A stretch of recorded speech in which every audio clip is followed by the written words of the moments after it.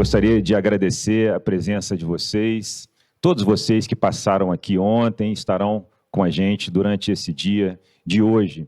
Dezenas de colegas que estão aqui presencialmente e centenas de colegas que estão de forma online participando com a gente.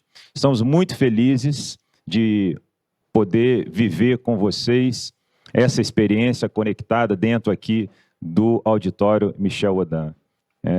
Esse simpósio nasce com um propósito de um olhar positivo e propositivo sobre o futuro da assistência ao nascimento no Brasil. Devemos assumir a realidade que vivemos e pensar no que podemos fazer para o futuro.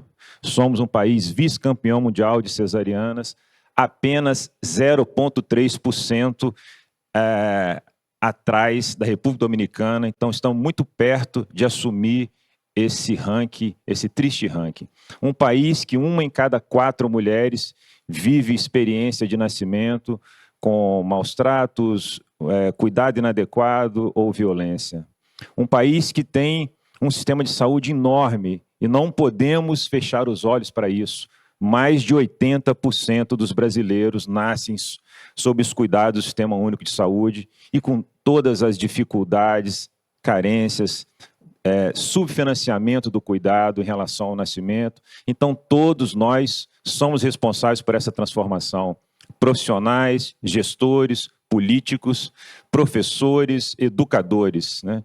E vivemos num mundo que a cada 2 minutos morre uma mulher vítima de alguma intercorrência ligada à gravidez, ao parto e ao pós-parto. Então, devemos assumir a realidade que vivemos e propor um caminho mais seguro, mais científico, mais humano para uma vivência saudável, positiva dessa experiência humana. Então, estou muito feliz de receber todos vocês para iniciar um segundo dia muito, muito empolgante.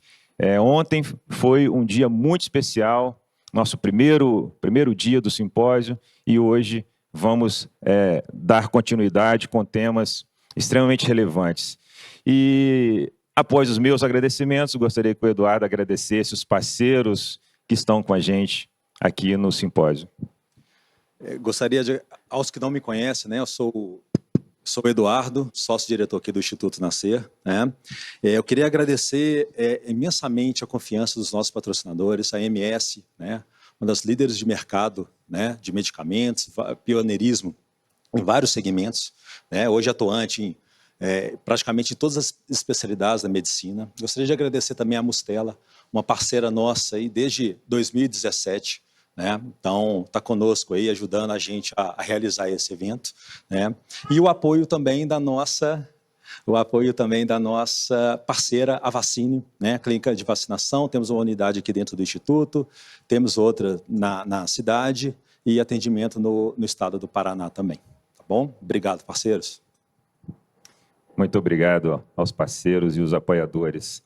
Então, vamos dar início à primeira mesa, uma mesa extremamente importante. Quem vive no Brasil sabe como a conexão das mulheres e das famílias com o sofrimento, com a dor no parto, é algo que tem influenciado muito fortemente o medo do parto na nossa cultura nas últimas décadas. Um cuidado inadequado, um manejo inadequado da dor do parto, a falta de organização do cuidado para que as mulheres tenham a possibilidade de manejar a dor durante o processo do nascimento dos filhos de uma forma organizada, de uma forma humana. Então, construímos essa mesa aqui pensando em 3 pontos importantes. Então, gostaria de convidar a Mona Lisa Barros, graduada em Psicologia pela Universidade Federal da Bahia, doutorado em Psicologia na área de concentração nos estados subjetivos pela Universidade Federal Fluminense. Ela vai falar sobre o preparo mental e métodos naturais de alívio da dor. Doutora Eliane Soares, gostaria de convidar também, pode vir aqui, anestesiologista do grupo Rede Mater Dei, professora assistente do Departamento de Cirurgia da Faculdade de Medicina do UFMG e vai falar sobre métodos medicamentosos de alívio da dor. E o Dr. Lucas, meu grande amigo, veio de São Paulo, ginecologista e obstetra, mastologista, instrutor do ALSO, são tantas qualificações aqui, membro da CNE de Emergências Obstétricas da FEBRASGO, doutor pela Unesp em Botucatu, para falar sobre imersão em água como manejo da dor do trabalho de parto. Com um currículo desse, para falar de um tema como esse, perfeito, só no simpósio do Instituto Nascer. Então, vamos começar. Gostaria de dar a palavra primeiro para Mona Lisa Barros. Seja bem-vindos. Muito obrigada pelo convite, parabéns pelo evento, o Instituto Nascer. É um evento espetacular, né? Extremamente tecnológico, e permite que todo mundo no país possa acompanhar essas possibilidades da obstetrícia no futuro. Então, eu vou falar sobre o manejo não farmacológico da dor e o preparo mental, e, com certeza, há algumas coisas que já fazem parte da prática daquelas pessoas que priorizam a fisiologia, que priorizam o respeito e o protagonismo feminino. Eu sou Mona Lisa, como fui apresentada, sou professora dos cursos de Medicina e Psicologia na Universidade Estadual do Sudoeste da Bahia, e recentemente acabo de chegar de um pós-doutoramento em saúde mental perinatal pela Faculdade de Medicina da Universidade de Coimbra, Portugal. E trabalho com o tema da humanização já há mais de 30 anos, atuando, claro, no preparo mental e emocional para esse momento. Eu vou centrar a minha apresentação em 6 pilares importantes. A especificidade da dor no parto, especialmente separando o que é dor e sofrimento, são 2 coisas distintas. A questão da neurociência, o que traz da neurociência novo para a gente nesse momento da vida da mulher. As bases teóricas do manejo não farmacológico da dor. Quais são as ferramentas disponíveis para esse manejo? Quais são os resultados desse uso? E quais são as vantagens para a família, casal e equipe? Então, a primeira pergunta seria o que há de subjetivo na dor? A própria definição de dor, por todas as sociedades, já traz que é uma experiência sensitiva, emocional, desagradável, associada ou semelhante àquela produzida pela fisiologia, que pode ser real ou potencial. Ou seja, quando traz que ela pode ser também potencial, você veja que há no universo da dor uma possibilidade enorme de ser minimizada ou aumentada, a depender da condição emocional da pessoa. E aí eu sempre falo com as mulheres assim, qual é a função da dor no parto? Eu brinco até com meus alunos na faculdade, eu falo, você já pensou se você está com 40 semanas fazendo supermercado e aí o menino sai sem dor? Cai no chão? Então, a dor tem uma função de conexão, uma função de alerta, uma função de aviso. Vai começar, procura um lugar seguro, né? Volte para o seu ninho, busque a sua equipe. E essa conexão, a dor também vai nos contando, né? Tanto que vocês que são profissionais que trabalham, atuam diretamente no cena do parto, precisam saber o intervalo, a duração, a consistência daquela contração, porque ela vai nos contando tudo isso. Mas nós vivemos num momento em que, na nossa contemporaneidade, a gente evita sentir. Quantas vezes uma mulher fala assim, eu vou preferir uma cesárea porque eu não quero sentir nada. E eu brinco dizendo assim, não existe possibilidade de você se tornar mãe sem sentir. Sinto muito. Você vai sentir, não é só no parto não, você vai sentir na hora que você deixar o menino na escola, você vai sentir quando cair e se cortar, você vai sentir quando não dormir várias noites, você vai sentir quando ele adoecer. Isso faz parte da vida, o processo de sentir.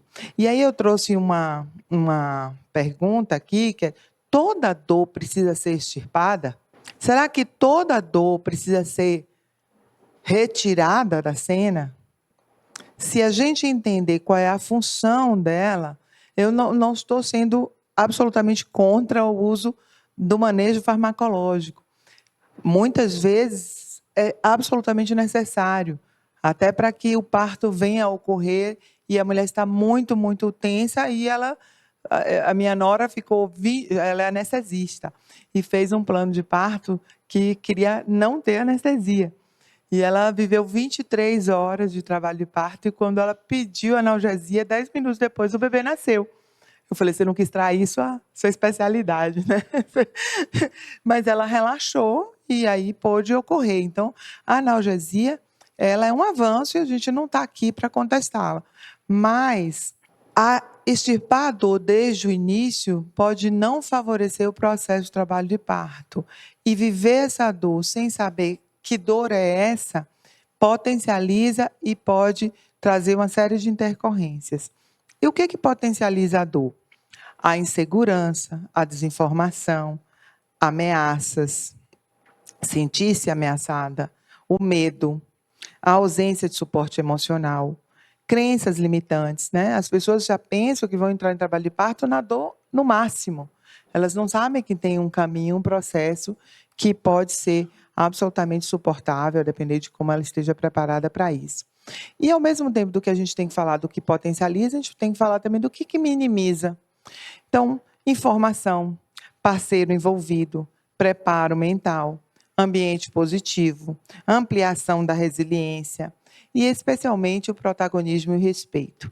Parece tudo muito abstrato, mas eu vou trazer aqui, na nossa prática, como que a gente faz isso acontecer, né?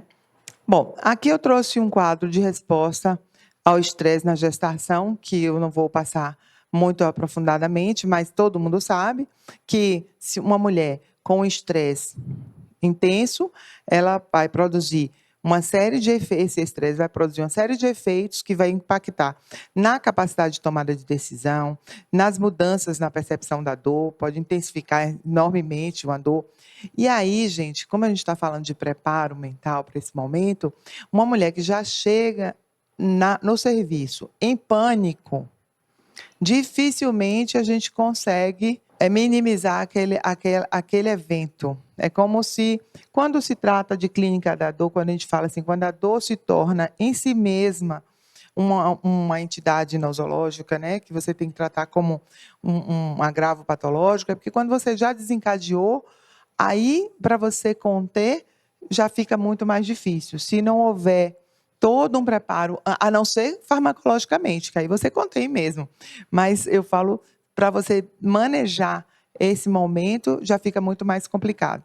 Então, a gente sabe que o estresse faz a adrenalina inundar o corpo, há um aumento de batimento cardíaco, os músculos ficam tensionados para a reação, a transpiração aumenta, a digestão diminui. E, com relação ao bebê, a gente tem ali uma diminuição do fluxo sanguíneo, que é direcionado ao útero e para o bebê, mudanças na frequência cardíaca do próprio bebê, ou seja, esse estresse intenso, ele traz uma série de condições fisiológicas que não são favoráveis ao processo de trabalho de parto esperado. Bom, então, quando a gente fala de manejo não farmacológico da dor, eu vou ancorar em algumas ferramentas importantes, né? Primeiro, nessa condição da neurociência que nos apresenta nos estudos dos últimos 20 anos, que é a condição de neuroplasticidade na gestação e parto.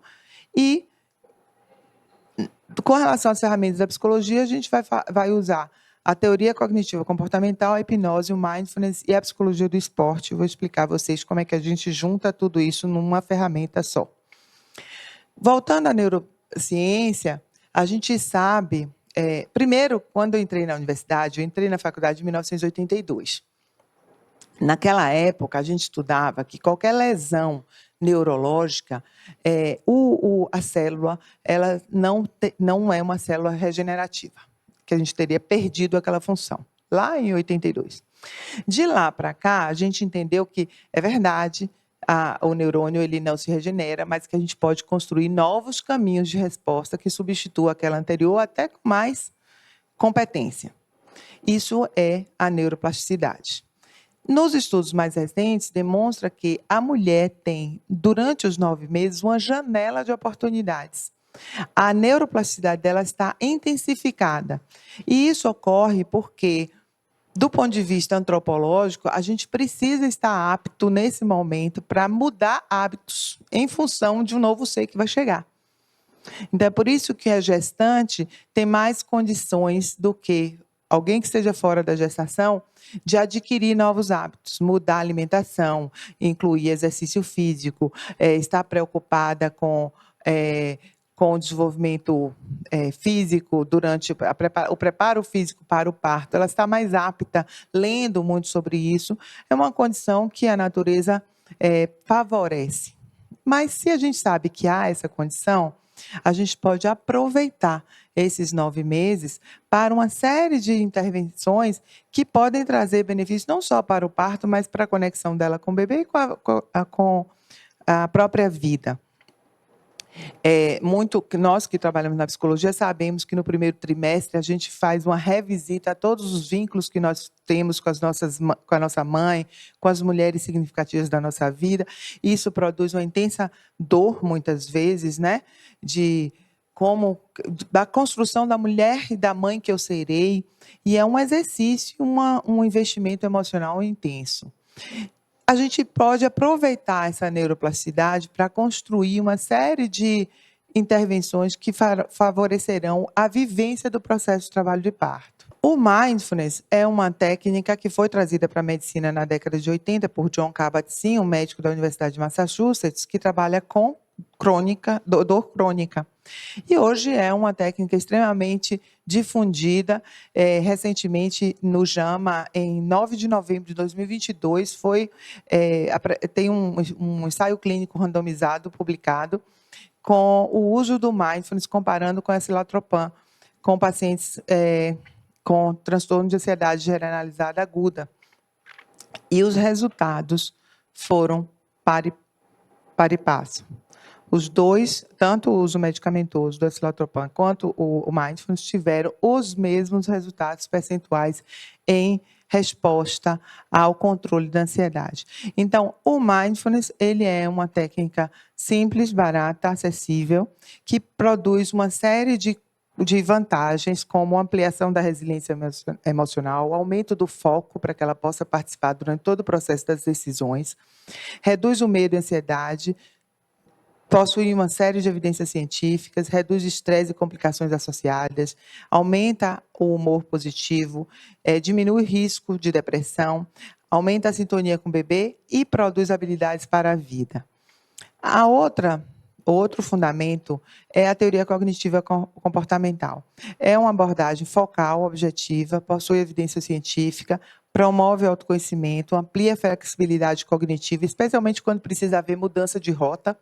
Então, aquela mulher, quando eu fiz meu doutorado em 2015, uma das coisas que me incomodavam muito no movimento da humanização era a construção de um parto ideal. E aí, quando tudo corria bem, está tudo certo. Mas quando é que tudo corre exatamente como você planejou e idealizou? Raramente.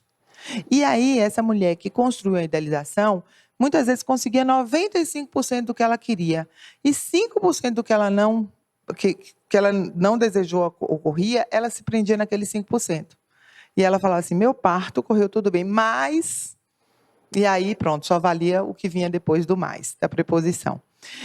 Então, quando a gente trabalha, e aí eu vou falar um pouco mais adiante, com o conceito de experiência positiva, o desfecho não é o mais importante. O mais importante é o processo, só que ela precisa estar tão bem preparada que ela possa, dentro do processo, fazer outras escolhas. E aí eu não gosto de plano de parto, eu gosto de plano de preferências, porque plano de parto parece que é um caminho trilhado que só pode passar por aquele caminho. Um plano de preferência é se isso, eu quero isso, se isso, eu quero aquilo, se isso, eu quero aquilo outro. Então, eu já me abro para outras flexibilizações do que pode acontecer. Ninguém entra num processo de trabalho de parto sabendo como vai acabar. Se a gente não tiver com isso muito claro, de que é dentro do processo que as decisões serão tomadas, ela já começa com a grande possibilidade de ter uma experiência negativa. Então, a TCC ajuda a gente a aumentar essa flexibilidade cognitiva, facilita a administração dos sentimentos, a gestão das emoções, ajuda na motivação e facilita os relacionamentos interpessoais. Nós também usamos a hipnose. muito mais como auto-hipnose, para diminuir a ansiedade, reconstruir crenças limitantes, modificar a percepção de medo e de dor, reduz as conexões entre a parte analítica do cérebro e a emocional, pode ser induzida pela própria pessoa, tem efeitos rápidos, não possui efeitos colaterais e permite identificar o que for controlável, que é uma das coisas que a gente fala muito no Gentle Birth, que a gente só controla o que for controlável. O que não é controlável não é passível de preocupação, porque não está sobre a sua responsabilidade. E aí, o quarto pilar que nós utilizamos é a psicologia do esporte. A psicologia do esporte é uma intervenção que foi criada para auxiliar os atletas ultrapassarem limites. O evento de mais alta intensidade do corpo humano... Ui, eu passei aqui, sem querer. O evento de mais alta intensidade do corpo humano é parir. Que é o que... É mais do que o Usain Bolt ultrapassar aqueles... diminuir aqueles segundos naqueles 100 metros de corrida. Agora, você imagina o Usain Bolt preparado para a final da Olimpíada e o técnico dele dizia assim, desista, olha só, tanta gente menor do que você vai ganhar. Você é muito grande, você é muito alto, não vai dar certo. Você não quer sentar, não? 100 metros, só para que você vai correr isso? Eu boto na cadeira e te levo lá, você leva na cadeira de roda muito mais rápido do que usar suas pernas. Só da gente pensar isso nos irrita, né? Porque imagina que uma final de uma Olimpíada é uma coisa tão esperada e ter alguém que duvide da capacidade dele. Eu geralmente faço um paralelo também com os parceiros, que eu digo assim, se a mulher estiver fazendo uma maratona, 42 quilômetros, e a cada 5 você vai lá, entrega um isotônico, uma coisa, e cada vez que você encontrar, você fala, rapaz, você já está muito cansada. Não era melhor você parar com isso, não? Eu boto você no carro e você chega rápido. Para que você inventou isso? A possibilidade dela chegar ao final é mínima. E é uma estratégia que a gente usa que é de muito fácil compreensão para o parceiro entender que ele tem um papel na cena. Ele não está ali para assistir um teatro, assistir um jogo, uma final de futebol. Ele é parte daquela cena e a função dele de ser guardião dos desejos daquela mulher permite que ela possa ser protagonista naquela hora, porque ela não tem dúvidas que tem alguém ali que vai cuidar da relação com a família, da relação com a equipe, que vai trazer para ela as informações, até porque se no momento do parto ela tiver com o neocórtex muito acionado, por exemplo, se você faz muitas perguntas a ela, quer saber, ela sai da conexão do que está acontecendo no seu corpo para poder te responder, mas se o parceiro está muito inteirado, preparado, participando de todas as decisões, ele pode ser aquela pessoa que vai fazer a conexão entre o que a equipe quer saber e o que a mulher pode responder, sem que ela saia do modo da partolândia, sem que ela saia do modo de conexão que ela precisa estar naquele momento. Então, é uma estratégia muito importante. E aí vocês podem pensar assim, mas vem cá, para eu poder fazer preparo mental, vou precisar saber tudo isso, vou ter que fazer uma formação sobre tudo isso? Não, a gente já tem as ferramentas preparadas para... Claro que quando a Eliane for falar sobre analgesia, tem toda uma teoria, toda uma experimentação para o uso de cada uma daquelas drogas. Não é possível que cada vez que um anestesista for fazer uso de analgesia, ele tenha que resgatar o histórico todo daquela droga. Mas ele tem ali porções já fracionadas adequadamente para o seu uso. É a mesma coisa do que a gente está falando aqui. O importante é entender que, quando a gente faz uso adequado da preparação mental e emocional, é como se a gente estivesse desligando o interruptor do pânico. É como se a gente pudesse produzir nessa mulher essa predisponibilidade a construir um processo e compreender qual é o seu lugar em cada momento desse processo, e que o lugar dela é de protagonismo na construção das decisões. E aí eu estou falando de experiência positiva de parto. Qual é a importância da experiência positiva de parto? Tem 2 documentos da OMS recentes, um de 2018 e outro de 2022, que tratam especificamente sobre recomendações para uma experiência positiva de parto, e de 2022 foi recomendações para uma experiência positiva de pós-parto. que são 2 documentos super importantes que trazem pela primeira vez esse conceito de experiência positiva. O que é isso? É tirar o foco do desfecho e trazer o foco para o processo. Não importa se seu parto terminou numa cesárea. Como foi o processo até chegar numa cesárea? Se você participou de todo o processo, construiu as decisões, entendeu o que estava se passando, a cesárea pode ser uma experiência extremamente positiva. Ela deixa de ser produzir aquela sensação de fracasso, né? Eu fiz tudo, mas acabou na cesárea. Não, amiga, você não perdeu, não, porque o que você fez tudo ajudou muito ao seu bebê receber as catecolaminas necessárias dentro do período expulsivo ou no processo do trabalho de parto, na fase ativa, para que ele pudesse ter reserva plástica, para que ele tivesse protegido de uma hipoglicemia, para que ele pudesse ter mais condições de nascer com ígido, buscando contato, produzindo uma amamentação com mais facilidade. Então, não tem nada perdido, desde que ela compreenda todos os passos que ela está vivendo.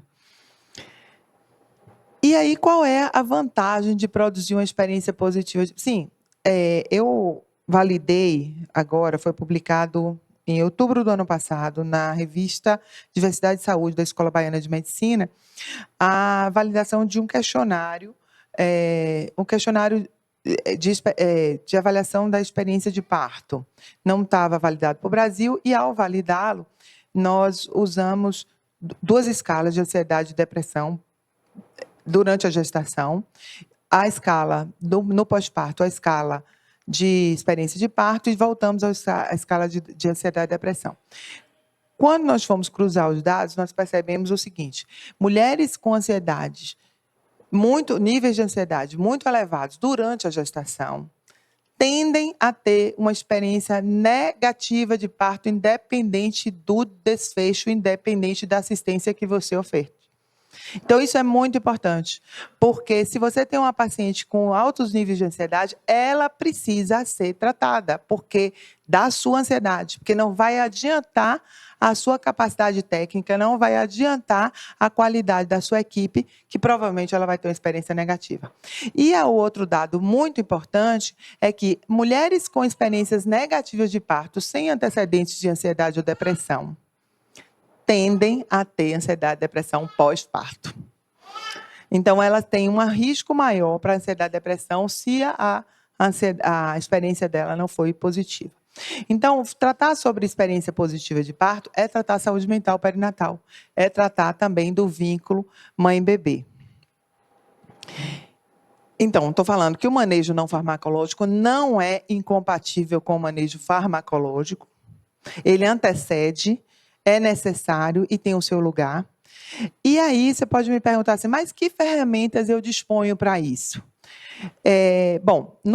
O que eu trabalho é que a gente tem isso tudo dentro de um aplicativo chamado Gentle Birth Hypnobirthing, de uso pessoal da mulher, em que ela pode, com 140 sessões de mindfulness, de hipnose, de afirmações positivas, que ajudam e são que a gente trabalha com inteligência artificial, quando ela comunica qual é a fase do trabalho de parto que ela está, o aplicativo indica ela, recomenda diariamente as sessões adequadas àquele momento que ela está vivendo, e isso ajuda muito. A gente tem um feedback absolutamente positivo de como elas se sentem. Inclusive, as mulheres que fazem o uso do Gentle Birth correm o risco de serem mal avaliadas, porque, como elas referem menos dor, muitas vezes elas chegam no processo de atendimento, no pronto atendimento obstétrico, e as pessoas minimizam o momento que ela está. E muitas parem antes de serem admitidas, exatamente porque a percepção de dor fica minimizada. E nós temos recentemente um outro aplicativo, aquele aplicativo anterior, esse aqui, ele depende de uma inscrição, um pagamento mensal, mas tem uma versão gratuita para aquelas pessoas que não tiverem acesso. Então, vocês podem recomendar a qualquer mulher. E esse outro é absolutamente gratuito, tá? E disponível em iOS e Android. É um aplicativo que chama Contador de Contrações, do Gentle Birth, que ele lhe dá o perfil da contração, qual a intensidade média moderada, intensa ou forte. Ele tem os áudios de 2 minutos de mindfulness ou de hipnose no processo, que vai se modificando a depender do momento do processo de trabalho de parto, que tem também o uso da inteligência artificial, que pode dizer assim, você precisa comunicar com a sua equipe, e ela pode mandar um relatório do aplicativo direto para o WhatsApp da pessoa da equipe, que vai lhe ter ali todo o registro do que está acontecendo, para você entender se aquilo é um pródromo, se ela está numa fase ativa, se precisa recomendar alguém, se rompeu a bolsa, ela coloca ali, é convocada a verificar a qualidade desse líquido e avisar a equipe. O próprio app também, de tempos em tempos, lembra ela de fazer xixi, de mudar de posição, de beber água. Então, é um acompanhante de parto. Esse aplicativo foi lançado durante a pandemia. E ele teve uma adesão impressionante, especialmente naquele momento em que os acompanhantes não podiam entrar na sala de parto, que as doulas ficaram impedidas de estar ali presente com a mulher, porque ela acabava fazendo, o aplicativo fez esse papel de acompanhante e pôde mandar em tempo real as informações para a equipe, para a família, para o marido, para a mãe, para onde ela quisesse. E a gente tem um curso de formação para profissionais do parto que certificam, né? Aqui mesmo a gente tem Guilhermino, que vai falar um pouco mais adiante, que fez a formação conosco, que tem uma formação aberta, como tem também instrutoras Gentle Birth, no Instituto Nascer tem a Morgana, que promove os workshops, e temos uma plataforma que você pode encontrar os profissionais certificados em todo o Brasil. Nós trouxemos, eu conheci o Gentle Birth em 2016, quando eu fiz um pós-doc na Irlanda, em Dublin. Fiquei muito impressionada com os efeitos e pensei, se aqui, cujas as taxas de cesáreas estão em torno de 20%, 25%, isso aqui faz efeito, imagine lá no Brasil, quando a gente está entregue e absorta a uma compreensão de parto muito atrelada à noção de dor. Que foi outra coisa que eu também aprendi, fiquei muito impressionada em Portugal, eu passei os últimos 2 anos e meio lá, nesse segundo pós-doc, foi de perceber que não tinha medo do parto. Aí eu vi quanto medo é uma construção cultural. As mulheres lá, não é que não haja violência obstétrica, não é que haja um sistema super-humanizado. Lá eles têm muito menos cesárea do que aqui, mas tem muito mais intervenção. Praticamente 100% dos partos são partos intervencionados. E, ainda assim, elas não referiam dor, medo. E eu ficava assim, impressionada com isso. Então, o medo é uma construção e a gente, dominando o medo, a gente modifica a percepção de dor. Então, o que eu vim trazer para vocês é assim, a minha experiência no trabalho com os casais grávidos é de que há, sim, a possibilidade de a gente promover experiências positivas e que promover experiências positivas é promover relações mais harmônicas e saudáveis entre todas as pessoas. Né? Eu queria agradecer o convite e parabenizar mais uma vez o Sino, que é um simpósio absolutamente necessário na nossa comunidade de profissionais cientistas que atuam na cena de parto. Muito obrigada.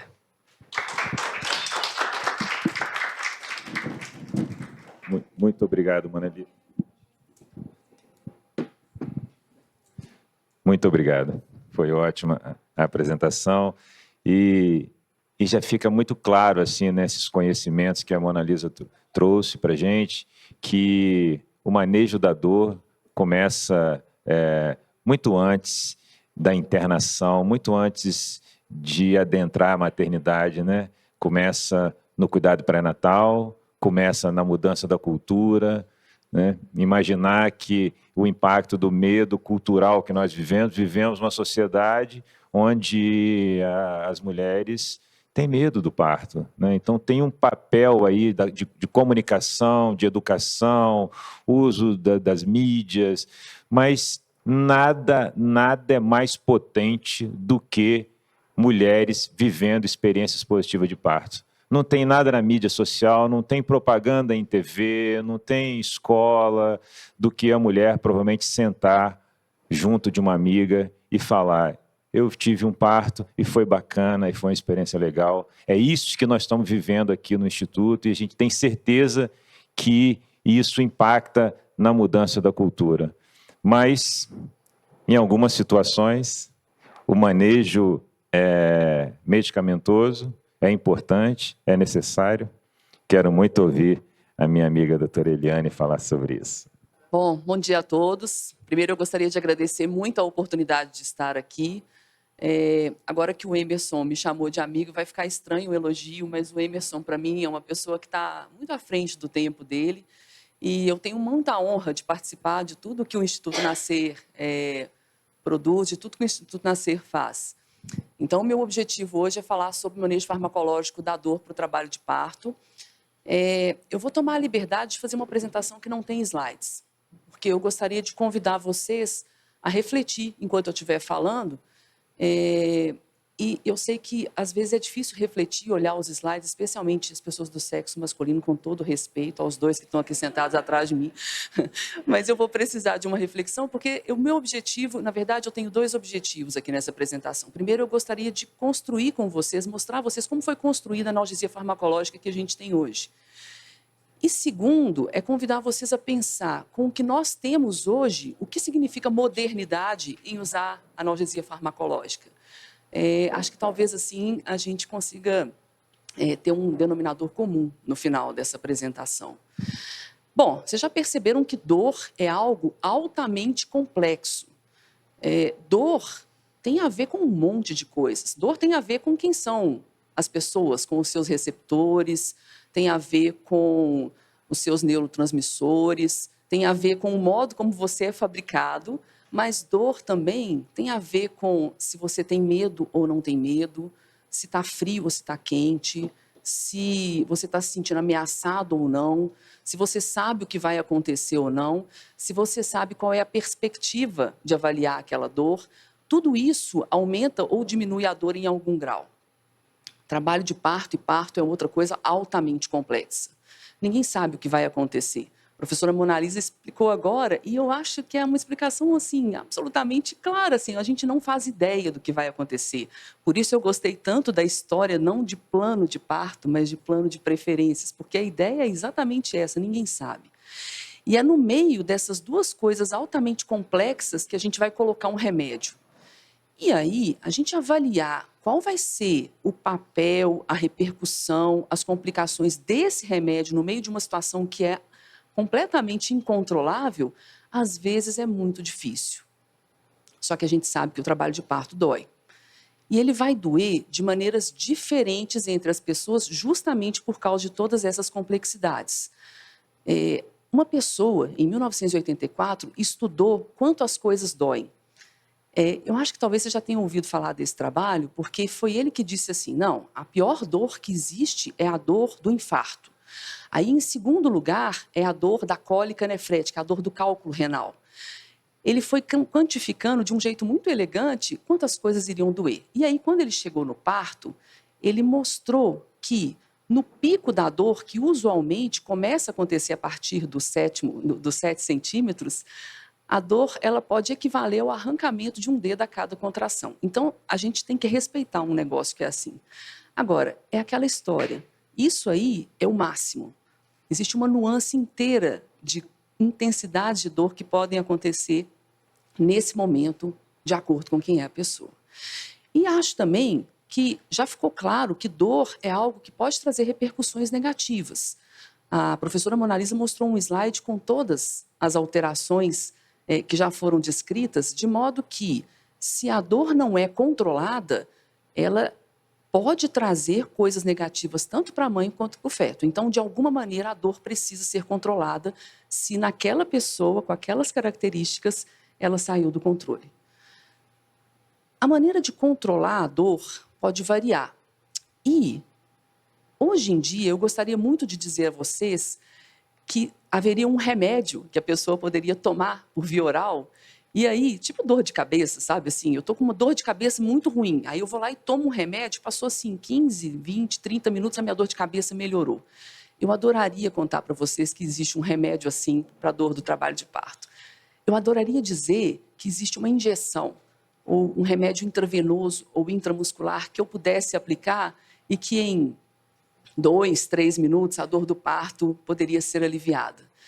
E eu conto a vocês que existem esses remédios. Eles existem e eles funcionam muito bem. Todo anestesista conhece muito bem esses remédios.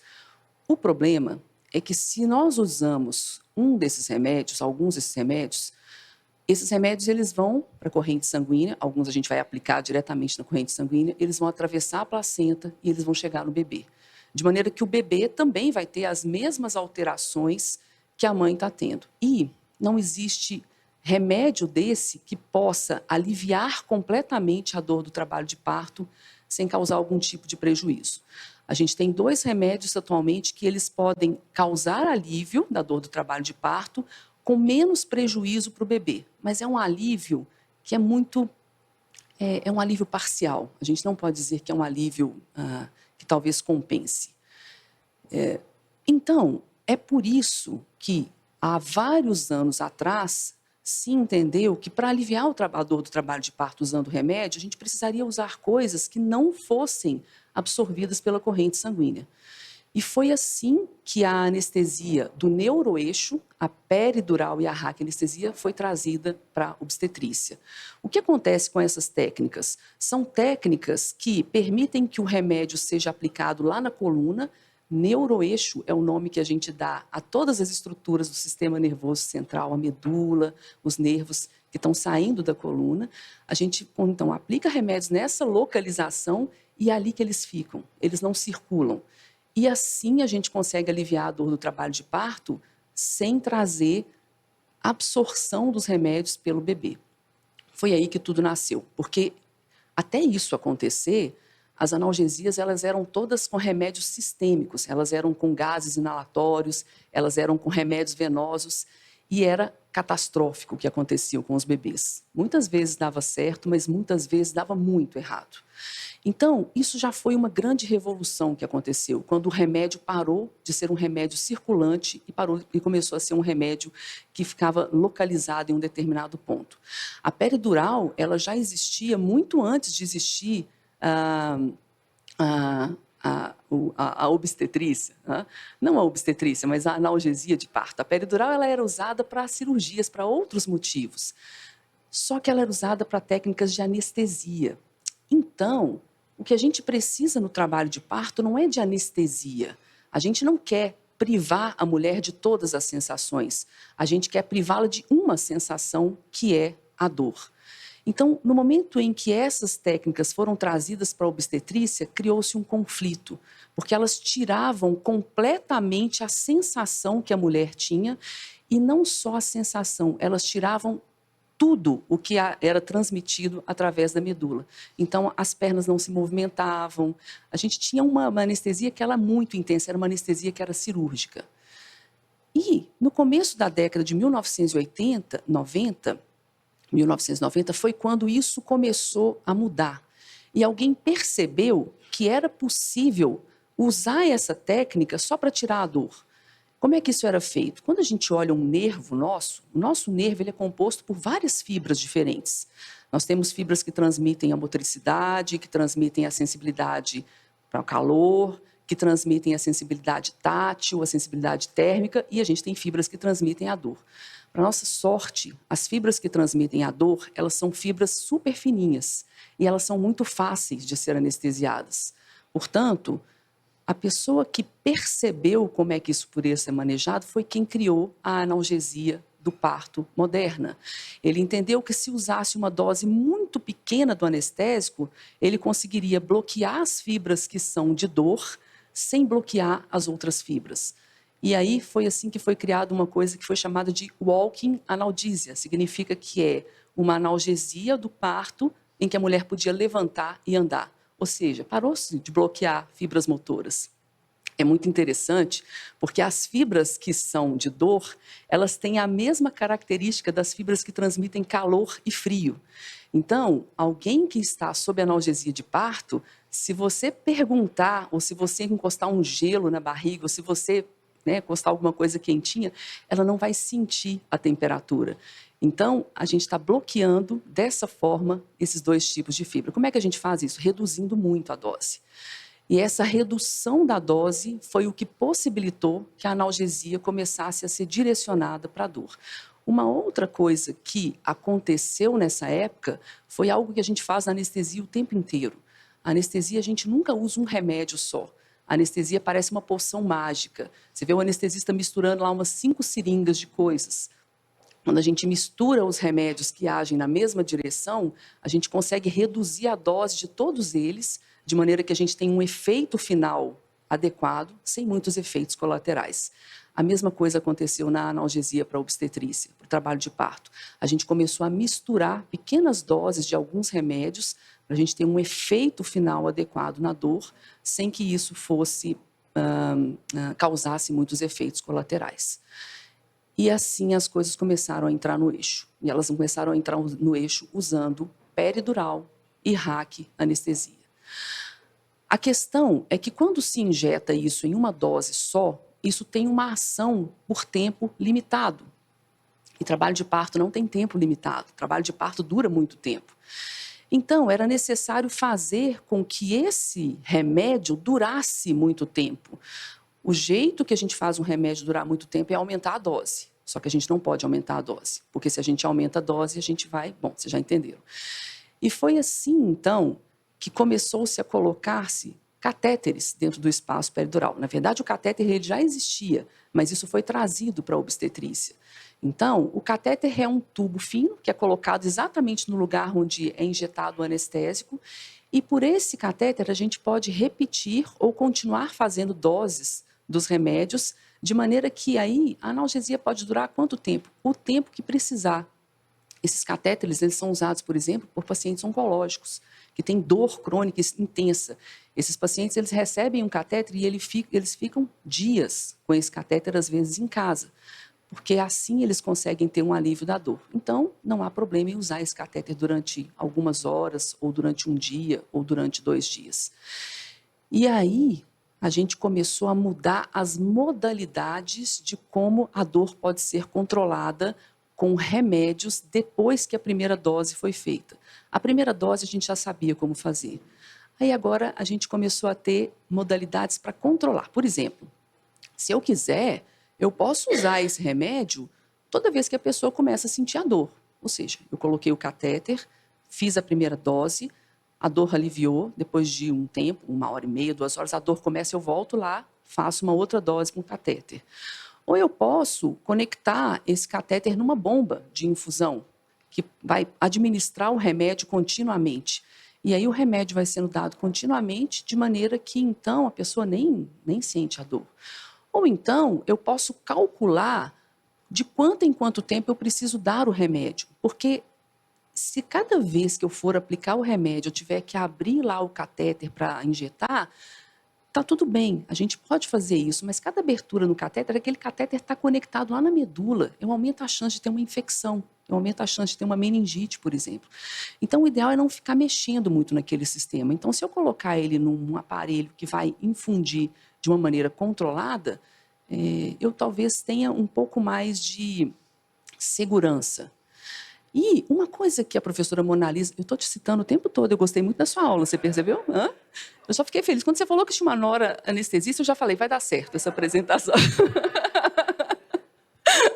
Bom, então, quando a gente começa a sentir a dor, a gente tem vias que a dor caminha no nosso corpo. E essas vias, elas são facilitadas, ou seja, é como se fossem vários pedágios que se abrissem naturalmente. A partir do momento em que o pedágio está aberto, se você vai lá e tira o fluxo de carro, o pedágio continua aberto. Então, se você deixa a dor fora de controle, depois para fechar os pedágios é muito difícil.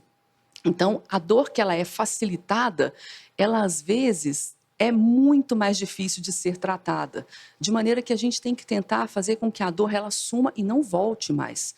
Porque cada vez que a dor volta, ela de novo passa por aquele caminho e de novo fica mais difícil. Significando, portanto, que cada vez que eu for tratar aquela dor, eu vou precisar de uma quantidade maior de remédios. Então, quando isso aí ficou claro, a gente começou a entender que o alívio da dor, ele não tinha que deixar a dor voltar. Ele tinha que ser alguma coisa contínua. Não tinha que fazer assim, olha, a paciente recebeu a analgesia, está tudo bem. Quando ela voltar a sentir, você me chama de novo para a gente fazer outra dose. Até assim, ser chamado e a dose ser feita, pronto, você já facilitou a dor de novo, a dose precisa ser maior. Em um determinado ponto, então, ficou claro que não deixar a dor voltar era benéfico, porque isso fazia a gente usar uma quantidade muito menor de medicamentos.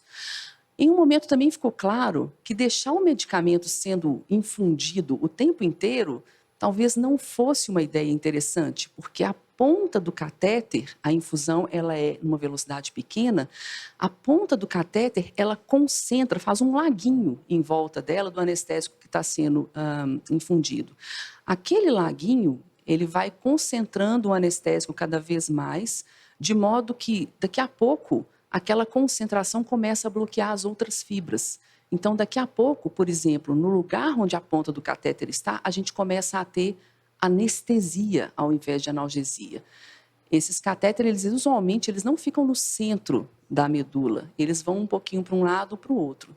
Então, se a infusão é contínua, depois de um tempo, por exemplo, a paciente não mexe a perna do lado que o catéter está, ou não consegue mexer o pé. Então, essa infusão ela tem que ser de maneira intermitente, mas sem deixar a dor voltar. Então, se você olha para o que tem hoje na analgesia, o que existe de mais moderno é exatamente isso que eu acabei de explicar.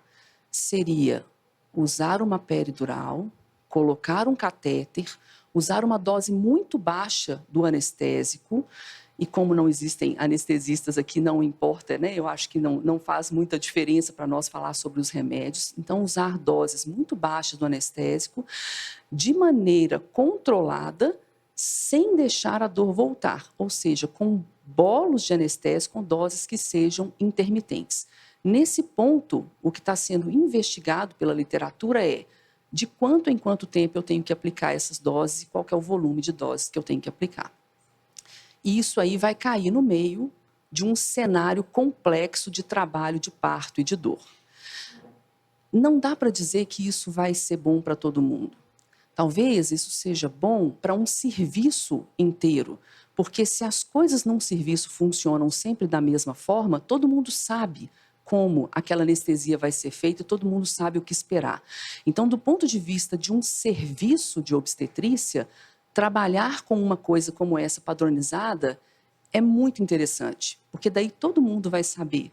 As doulas vão saber como esperar, o que esperar, as enfermeiras vão saber, todo mundo sabe como aquilo funciona. O obstetra não vai ficar estressado achando que vai bloquear uma perna ou não. Mas, se a gente for pensar no indivíduo, na pessoa, nem todo mundo quer que seja desse jeito. Nem toda mulher deseja que seja desse jeito. Talvez no plano de preferências, a sua preferência, por exemplo, seja sentir um pouco. A sua preferência seja não sentir absolutamente nada. E é possível manejar isso com os remédios que a gente tem, só que a gente precisa saber antes. De modo que, quando eu olho para uma forma moderna de usar analgesia para o trabalho de parto, eu imagino que o que nós precisamos fazer é personalizar as coisas. Nós precisamos, primeiro, conhecer aquela paciente antes, entender quem é aquela pessoa, o que ela quer, o que ela não quer, do que ela tem medo, o que ela sabe ou não sabe sobre uma peridural, explicar como aquilo vai funcionar em uma linguagem absolutamente não técnica e fazer um acordo, de maneira que, se aquilo não funcionar do jeito que está sendo planejado, o que nós vamos fazer como plano B e como plano C? Se perguntarem para mim o que é uma analgesia de parto moderna, isso é uma analgesia de parto moderna. E eu acho que a gente tem condições de chegar lá. O problema é que a gente ainda está, em alguns lugares, ainda lá naquela fase em que se faz a peridural e a pessoa para de andar. A gente faz, às vezes, a peridural e não mexe uma perna, né? A gente precisa equalizar tudo isso para chegar em uma maneira moderna de fazer analgesia. Mas a gente está caminhando. Eu acho que quem está aqui sentado nesse auditório sabe que já foi muito pior do que é hoje, né? E as pessoas elas estão aprendendo.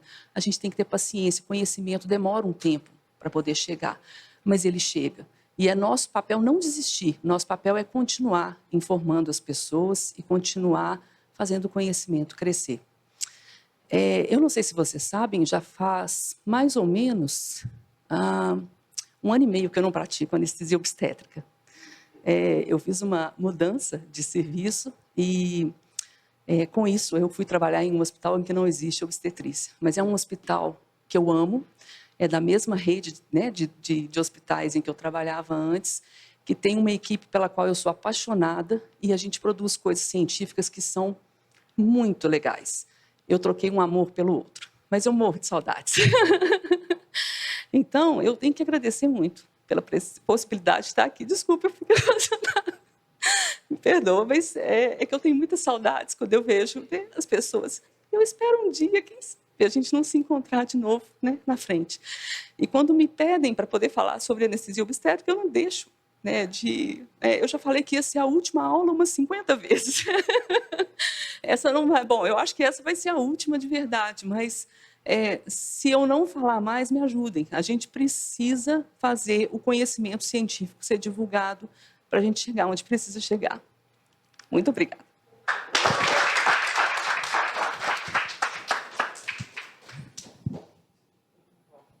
Meu Deus, que emoção. Depois das 3 apresentações, nós vamos ter um tempinho para conversar, né? Mas é um desafio muito grande, né, gente? A gente está falando aqui que as tecnologias existem, né, mas elas não estão disponíveis.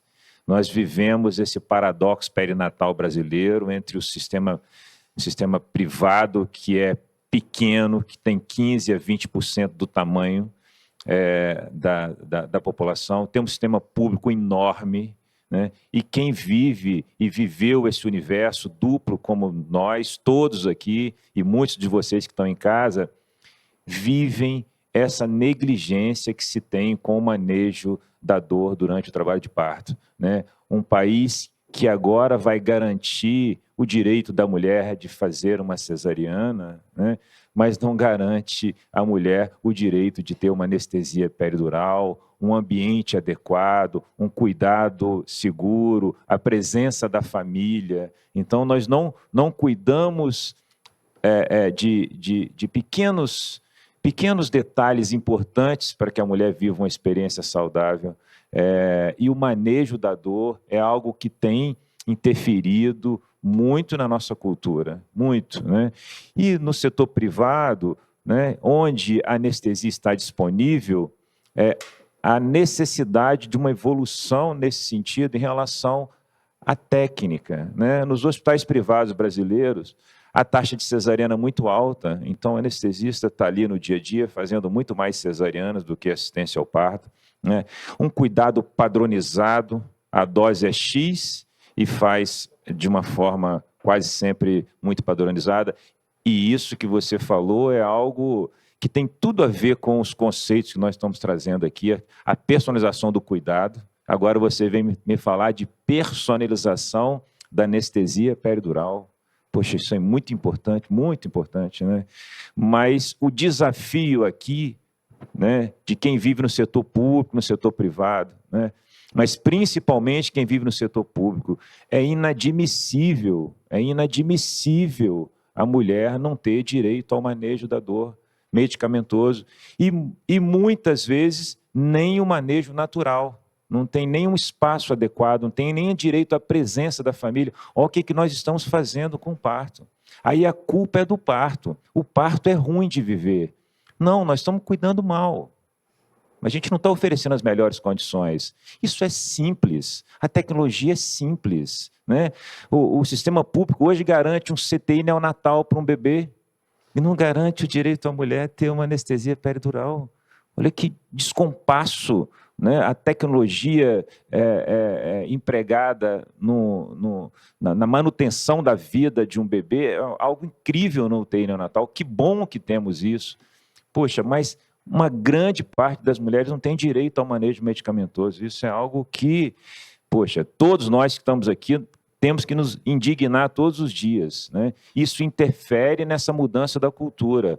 Se as mulheres brasileiras tivessem a garantia do manejo adequado da dor do parto, muitas mulheres iriam ficar inspiradas de viver essa experiência, porque ela é uma experiência incrível, né? Então, oferecer desde esse cuidado pré-natal, né, o cuidado durante o trabalho de parto, né, temos que evoluir muito nesse sentido, né? Então, eu queria fazer esse desabafo. E agora eu gostaria de ouvir meu grande amigo, parceiro de plantões no Hospital Sofia Feld durante quase uma década, mais de uma década, doutor Lucas, que estava lá em São Sebastião, né, está morando lá no interior de São Paulo. Assim que eu fiquei sabendo, né, aqui um abraço para todas as pessoas envolvidas, né, com essa grande tragédia, né, receba as nossas orações. E o Lucas está morando lá agora na praia, um sonho antigo dele, e assim que eu acordei e tive a notícia, mandei mensagem para saber se estava tudo bem. Que bom que está tudo bem com você e sua família. Obrigado, gostaria de agradecer o convite, né? Vou ficar do lado de cá. O Emerson é um grande amigo, um grande companheiro de várias noites sem sono, né? De apertos junto. A gente trabalhou junto aí, deve ter sido uns 15 anos, e a gente era colega de plantão lá no Sofia Feldman, e eu gostaria de agradecer esse convite, é uma honra estar aqui. O Emerson, eu admiro muito o trabalho dele, porque ele trouxe todo o pioneirismo da humanização que começou no Sofia Feldman, trouxe para a rede privada e tem feito um trabalho primoroso aí na assistência privada em termos de humanização de um parto saudável, como se diz, né? Eu sou professor de emergência obstétrica e vou falar de imersão na água, né? Então eu viajo o Brasil, já tive fora do país dando treinamento de emergência e fui convidado para falar de imersão na água. Mas isso não me assustou, porque há uns 15 anos atrás eu recebi um convite para dar um curso de parto na água no Paraná, em Foz do Iguaçu. Eu tive uma colega de residência que ela era diretora de um hospital muito chique, que é o Hospital da Hidrelétrica de Itaipu, lá em Foz do Iguaçu, e eles reformaram as suítes PPPs e colocaram banheira. E eles não tinham experiência nenhuma em assistência ao parto na água. Nessa época, a gente já tinha uma experiência grande lá do Sofia Feldman. E aí eu fui dar um curso de parto na água em Foz do Iguaçu. E nós assistimos primeiros... além do curso, a gente assistiu alguns partos na banheira lá, assistimos 4, 5 partos num final de semana. Foi uma experiência bem legal. E eu aproveitei ainda, eu montei o curso com a parte teórica. Tem alguns slides que eu vou passar, são dessa época ainda, né? E aí a gente vai falar o que tem na literatura sobre imersão na água, né? Eu não tenho nenhum conflito de interesse. Hoje eu sou médico em São Sebastião, né? Um médico generalista, e fiz uma decisão de vida que eu não me arrependo. Eu fui professor da UFMG durante quase 20 anos, trabalhei no Sofia Feldman, que é a maior maternidade do estado, por 20 anos também, e eu sempre quis terminar minha vida no litoral com uma vida mais simples, mais natural, e eu falo que foi uma das melhores decisões da minha vida. Esse negócio de trabalho de parto na água, gente, isso é modismo, né? Então, quando a gente vê a questão histórica, a imersão na água ela é milenar, né? Hieróglifos egípcios relatam que os bebês que se destinavam a ser príncipes e princesas no Egito Antigo e na Roma Antiga nasciam naquelas banheiras, né? Então, o uso da imersão da água morna no trabalho de parto é uma cultura milenar dos primeiros profissionais de saúde na assistência ao parto, que são as parteiras, né? Então, já no início, eles já viam que essa imersão na água tinha um efeito analgésico e facilitador do trabalho de parto e do parto, né? A gente tem relatos de aborígenes da costa oeste da Austrália e habitantes de ilhas do Pacífico e do Japão que ganham neném no mar, né? São praias sem onda, né? E tem o costume de nascer na água. E a história do primeiro parto na água, na literatura médica, ela é muito interessante. Ela aconteceu em 1805, num vilarejo na França. E você vê como que a questão do uso da água é uma coisa da cultura das parteiras, não é da cultura dos médicos. Na própria história do primeiro parto descrito na literatura médica, a gente vê isso. Uma jovem sadia parturiente, ela permaneceu exaustivamente em trabalho de parto por mais de 48 horas. E após esse período, o seu médico já não sabia mais o que fazer. E aí ele pede o auxílio para uma parteira experiente local e ela orienta esse médico a colocar a gestante na banheira. Ela é imersa na água, ela revigora suas forças e em pouco tempo dá à luz a um bebê sadio, né? Então, para vocês verem esse efeito analgésico e revigorante da água morna no trabalho de parto e no parto. Essa é a revisão da Biblioteca Cochrane, que é a última revisão sobre imersão na água no trabalho de parto e parto. Ela foi feita por médicos da Universidade de Southampton, Oxford e Liverpool, e ela tem algumas críticas que eu vou mostrar para vocês. Mas ela já mostra que a imersão na água diminui a necessidade de analgesia farmacológica, né, principalmente de peridural. Foram 15 trials de 1990 a 2015, incluiu um número pequeno de mulheres, 3.663 mulheres, 8 trials, 8 estudos na primeira fase do trabalho de parto, na fase de dilatação, 2 estudos no período expulsivo, 4 estudos incluíram tanto a fase de dilatação quanto o período expulsivo, e um estudo com um N muito pequeno de 200 pacientes, comparou imersão precoce e tardia no trabalho de parto. A gente sabe que a imersão precoce ela tem um efeito de inibir as contrações uterinas, né? Então, a recomendação é a gente colocar a paciente em franca fase ativa, né? Ideal aí depois de 5, 6 centímetros de dilatação. Se a gente coloca muito no início, a água morna ela tem um efeito de inibir as contrações e prolongar o trabalho de parto, né? E olha que interessante, nenhum trial foi realizado em unidades assistidas por midwives. Então, eles só incluíram trials realizados por médicos. Olha que crítica a revisão da Biblioteca Cochrane e de uma prática que é eminentemente das enfermeiras obstetrizes e das midwives. Nenhum desses trials foi feito em birth centers, em casas de parto, né, ou em estudos domiciliares com o uso da água, né, ou em CPNs intra-hospitalares que tinham atuação da enfermeira obstetriz ou da midwife. Então, isso é uma crítica a essa revisão da Biblioteca Cochrane, que eu hoje não considero o melhor estudo sobre imersão na água. Não tem como ser um estudo duplo cego, né, muitos dos estudos não tinham informação sobre a randomização, né? Aqui é mostrando o resultado na primeira fase e na segunda fase, eu só vou resumir o que está escrito aí.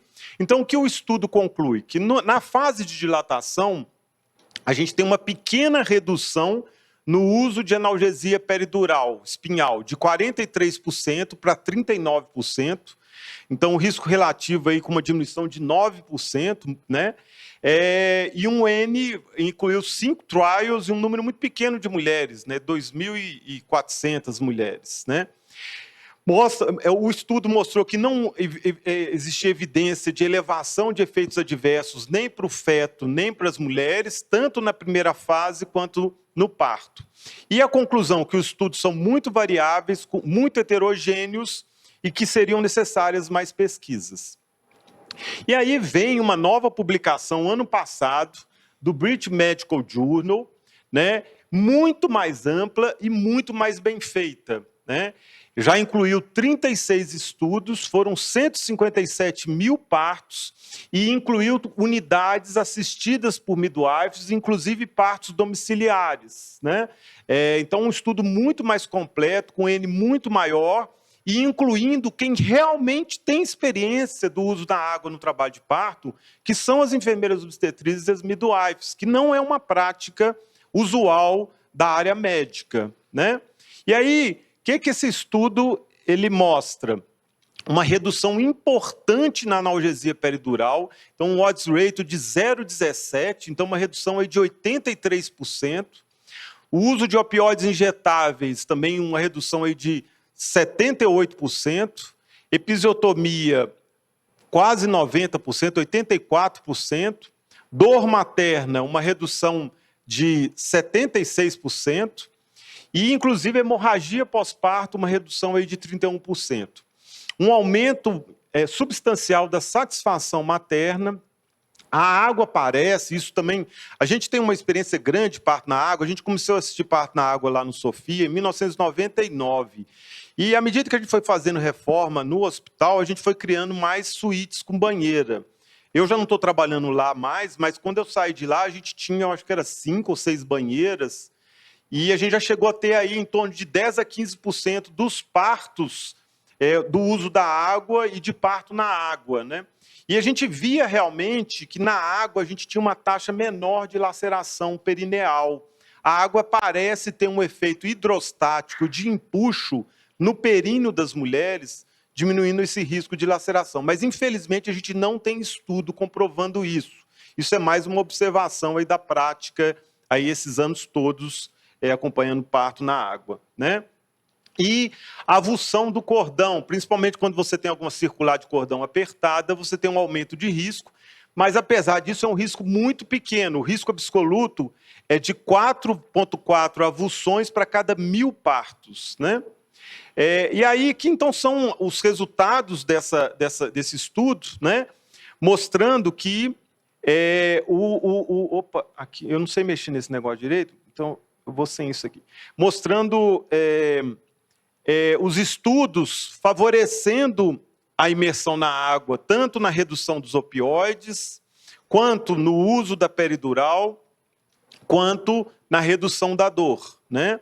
E aí, esse estudo, a gente sempre tem que mostrar que foi um estudo que ele mudou um pouco o curso da assistência ao parto na água nos Estados Unidos e, infelizmente, aqui no Brasil, que foi uma publicação feita em 2004 por essa equipe americana, e eles reuniram todos os resultados ruins neonatais publicados na literatura com o parto debaixo da água, né? Então, foi uma revisão da Biblioteca Cochrane de 1965 até 2003, foram quase 50 anos de revisão. Eles pegaram os estudos de todos os idiomas, e olha que interessante, eles encontraram 64 casos de resultados adversos pela imersão na água. Então, isso assim, num universo de estudos imenso, e isso teve uma repercussão nos Estados Unidos, que eles proibiram assistir o parto debaixo d'água. E aqui no Brasil foi para o mesmo caminho. Então, eles pegaram todos os relatos de casos de complicações neonatais de parto na água na literatura, em todos os idiomas, desde 1965. Foram 16 citações de complicação, com 64 RNs que tiveram complicação por estar imerso na água. 31 respiratórios, principalmente afogamento, aspiração de água, 10 avulsão de cordão, 7 infecção pela água da banheira, 5 casos de taquicardia e hipertermia fetal, 7 casos de encefalopatia hipoxia-isquêmica, 3 de hiponatremia e um caso era um bebê com uma anomalia fetal que não foi diagnosticado no pré-natal e quando nasceu debaixo da banheira viu que tinha uma anomalia, né? Então, assim, 64. E aí, no outro ano, sai essa publicação da Academia Americana de Pediatria, não recomendando o parto na água, né, colocando que a segurança e eficácia do parto debaixo da água para o recém-nascido não estava estabelecida, que não existia evidência convincente, né, e tinha preocupações de efeitos prejudiciais e, portanto, deveria ser considerado um procedimento experimental e que não deveria ser realizado dentro de um contexto de estudo randomizado, né, com consentimento, né, num ambiente universitário, né? Isso de uma prática, gente, que é milenar, que vem da Roma e do Egito Antigo, né? E aí a gente vê que a gente segue no mesmo caminho. A Sociedade de Neonatologia colocou isso, essa é de 2021, 2022, endossando isso. A Febrasgo também endossou o mesmo resolução americana, recomendando a imersão, mas na hora do parto a mulher tem que sair da banheira pelas questões aí das complicações, né? O Ministério da Saúde, o CONITEC, de 2017, ele já tem uma postura muito parecida com a postura britânica, que ele põe que sempre que possível deve ser oferecida à mulher a imersão na água para alívio da dor no trabalho de parto e informar as mulheres que há insuficiência de evidências de alta qualidade, tanto para apoiar como para desencorajar o parto na água. Mas a fase de dilatação já é uma coisa bem estabelecida na literatura, né? E aí, quando a gente vai ver a cultura britânica, é muito interessante que na Inglaterra, desde 1993, virou uma política pública e você tem uma lei federal que toda maternidade tem que ter banheira. Por quê? Você tem que oferecer a imersão na água para toda gestante num ambiente de medicina pública, igual é a Inglaterra. Então, desde 1993, ela é uma política de governo, governamental, e ela é endossada pelo Royal College de ginecologista obstetra, pelo Royal College de midwives, diferente nos Estados Unidos, que o ACOG e a Sociedade de Pediatria, ela orienta que ainda é um método experimental, ela aceita a imersão na fase de dilatação, mas ela não recomenda o parto, o período expulsivo na banheira. Já o American College de Midwives recomenda a banheira igual à britânica. Então você vê que aí há um embate aí da cultura médica, né? Tem a questão da judicialização americana também, da medicina, e da cultura das midwives, né? Então, essa é a resolução do Royal College, tanto de midwives quanto de ginecologistas obstetras, eles fizeram a resolução juntas, né? E aí tem alguns estudos agora mais recentes, mostrando, são meta-análises sobre o efeito neonatal da imersão na água. Essa é uma meta-análise de 2016, são 29 estudos, muito bem feito, e que mostra que a imersão na água ela não traz diferença em termos de prejuízo, de complicação em relação ao parto fora da água. Efeitos adicionais, né? E aqui vocês veem, são as tabelas mostrando risco de mortalidade neonatal, admissão UTI neonatal, apega menor que 7. A gente vê que as curvas todas vão na região central, elas não favorecem nenhuma ou outra situação. Eles, inclusive, avaliaram Apgar, pH do cordão umbilical, tanto da artéria quanto a veia, né, do parto na água e fora da água, sem diferença, e também risco de infecção, né? O estudo mostra que a imersão na água, você utilizando a tecnologia, a técnica correta de antisepsia da banheira, você não tem maior risco de infecção, né? E esse é um estudo muito interessante, publicado em 2021 no Obstetrics Gynecology, que é uma revista forte americana na nossa área, também de complicações neonatais. Eles compararam parto na terra, a primeira fase de dilatação na água, o segundo na terra e todo na água, né? E avaliaram as complicações. Então, opa, passou, deixa eu voltar aqui. Aqui, ó. É uma coorte prospectiva, é um estudo feito num birth center americano e com assistência também por midwives, multidisciplinar. E aí eles avaliaram 458 partos, que foi terra-terra, então tanto a fase de dilatação e o período expulsivo não foi na água, 730 na água e depois ela saía no período expulsivo para ter o parto fora da banheira, e 889 ela entrava dentro da banheira e depois ela não saía mais, né? E não houve nenhuma diferença em complicações e admissões em UTI neonatal, né?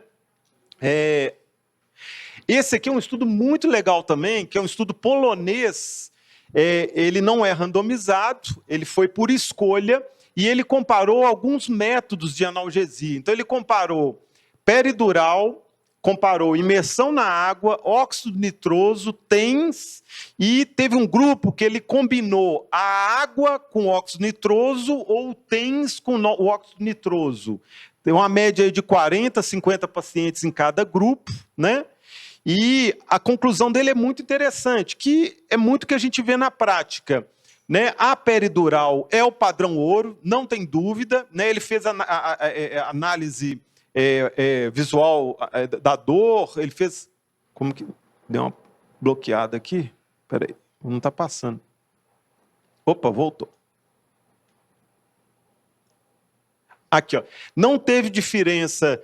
Olha que interessante, não teve diferença entre a peri e o óxido nitroso na primeira fase do trabalho de parto. A peridural teve o melhor alívio da dor em todas as fases e ela realmente deve ser considerada o padrão ouro em termos de analgesia farmacológica. E a imersão na água foi o que teve mais nível de satisfação materna de todos os métodos, né, nesse trabalho. É um trabalho pequeno, mas é um trabalho interessante e que mostra que esses métodos eles podem ser combinados e aquela questão que a Eliane falou muito bem da personalização da analgesia, né? Oi, deixa eu passar aqui.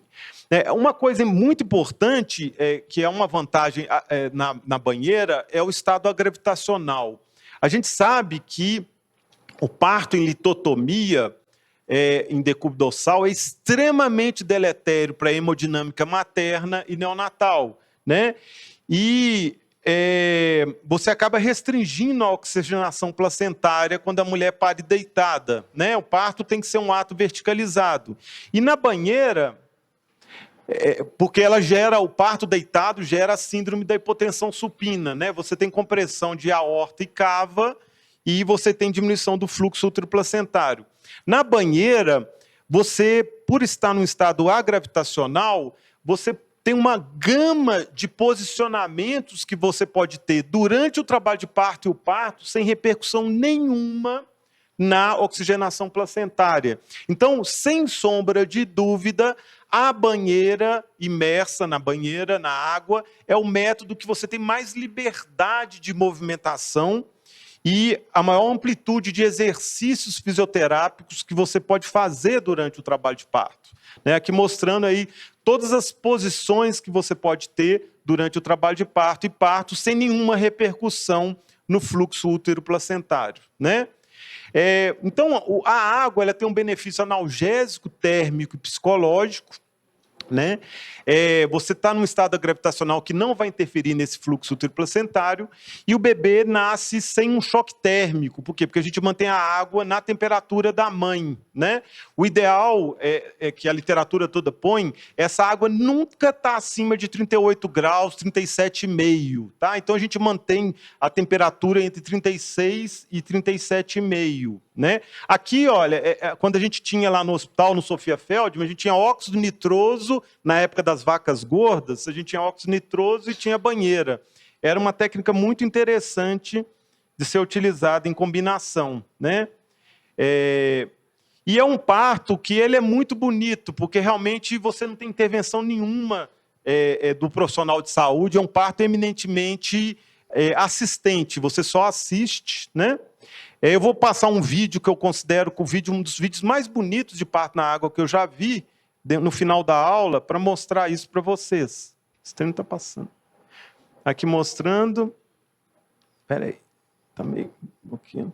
O filme Renascimento do Parto, ele, né, trouxe de novo essa questão aí da imersão na água aqui no Brasil. Então, para concluir, a imersão na água reduz significativamente a dor no trabalho de parto, nas duas meta-análises que tem, e os estudos disponíveis não demonstram riscos adicionais da imersão na água no parto para a mãe e para o recém-nascido.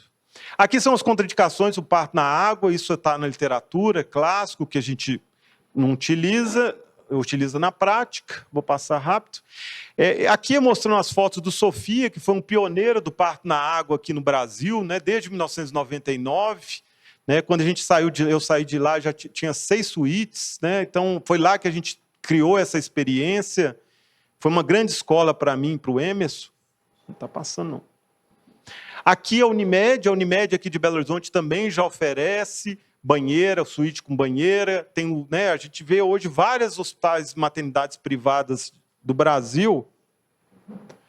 Aqui uma visita lá no St. Thomas Hospital, no King's College, quando eu tive com o João lá. E, né, é a maior maternidade de alto risco da Inglaterra, onde vão os casos mais graves, e lá... não está passando. É para lá? Tá. Lá tinha banheira, tinha óxido nitroso, e foi de lá que a gente trouxe a experiência do óxido nitroso lá para o Sofia, aqui mostrando as suítes do King's College, de frente para o Tamisa, né, lá é o Big Ben. Você tem um parto na hora mais fidedigna do mundo. Né?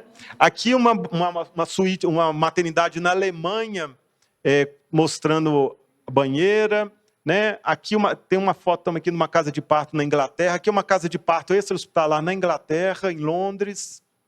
Então, quanto mais difícil o parto, maior a dor. É preciso aprender a ter partos fáceis. O que aprendi em 50 anos acompanhando parto, seja em casa ou no hospital, é que o ambiente facilita o procedimento e reduz a dor. Esse ambiente deve ser silencioso, sem tanta gente em volta observando, sem tanta luz. Quanto mais simples, mais eficaz é o parto, o nosso mestre Michel Audin. E eu termino com uma frase que eu assisti dele quando eu conheci em 2002 no Congresso Internacional no Rio, que ele falava: antes de oferecer uma analgesia peridural para uma parturiente, disponibilize uma analgesia aquadural, né? Então a banheira, a imersão na água, ela vem antes aí dos métodos farmacológicos. Vamos passar o vídeo e aí depois o vídeo é rapidinho. Esse vídeo é deslumbrante, ele foi feito no encontro de casas de parto em Brasília, e é um vídeo de um parto numa casa de parto no Rio de Janeiro. Né? A gente tem uma casa de parto muito boa, fantástica lá no Sofia, e quando teve esse encontro de experiências de casa de parto, eles mostraram, a equipe do Rio mostrou esse vídeo, que é um dos vídeos mais bonitos que eu já vi de parto na água. Pode colocar o som, tem um som. Zupa, perra e menino. Pra gente, um beijo. Obrigado.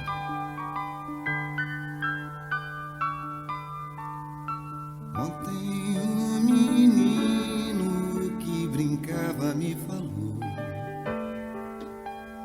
hoje é semente do amanhã. Para não ter medo que esse tempo vai passar, não se desespere, nem pare de sonhar. Nunca se entregue, nasça sempre com as manhãs. Deixe a luz do sol brilhar no céu do seu olhar.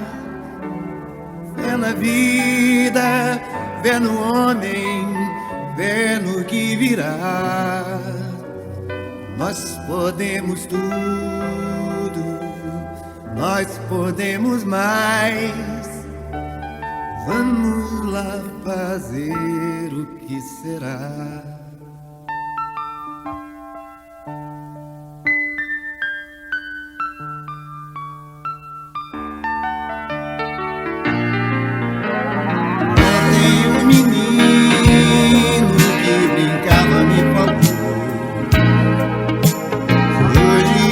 Semente do amanhã, para não ter medo que esse tempo vai passar. Não se desespere, nem pare de sonhar. Nunca se entregue, nasça sempre com as manhãs. Deixa a luz do sol brilhar no céu do seu olhar. Fé na vida, fé no homem, fé no que virá. Nós podemos tudo, nós podemos mais.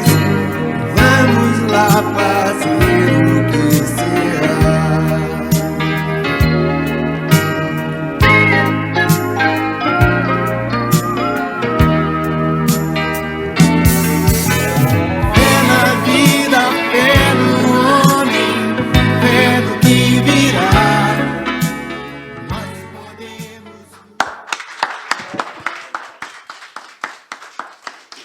Maravilhoso, né?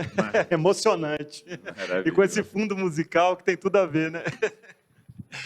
Muito obrigado, meu amigo, por estar aqui com a gente e das coisas que só acontecem no simpósio do Instituto Nascer, um professor de urgências e emergências obstétricas, um cirurgião, um obstetra também apaixonado, cirurgião oncológico, aqui defendendo para a gente cientificamente a imersão em água como método natural de alívio da dor, né? E a segurança que, ano após ano, a ciência vai provar, né? A ciência precisa de provar determinadas questões, né?